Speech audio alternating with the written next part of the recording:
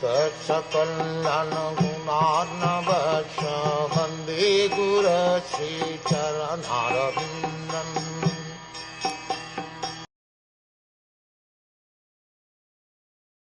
O king, as in the ocean, the bigger and stronger aquatics swallow up the smaller and weaker ones, so also the Supreme Personality of Godhead, to lighten the burden of the earth, has engaged the stronger Yadu to kill the weaker, and the bigger Yadu to kill the smaller. In the material world, the struggle for existence and survival of the fittest are laws. Because in the material world there is disparity between conditioned souls due to everyone's desire to lord it over the material resources. This very mentality of lording it over the material nature is the root cause of conditioned life.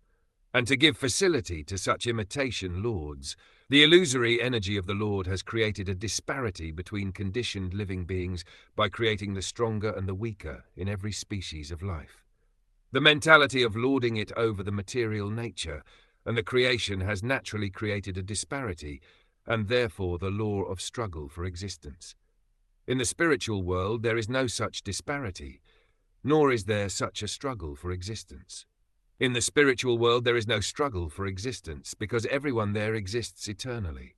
There is no disparity, because everyone wants to render service to the Supreme Lord, and no one wants to imitate the Lord in becoming the beneficiary. The Lord, being creator of everything, including the living beings, factually is the proprietor and enjoyer of everything that be. But in the material world, by the spell of Maya, or illusion, this eternal relation with the Supreme Personality of Godhead is forgotten, and so the living being is conditioned under the law of struggle for existence and survival of the fittest.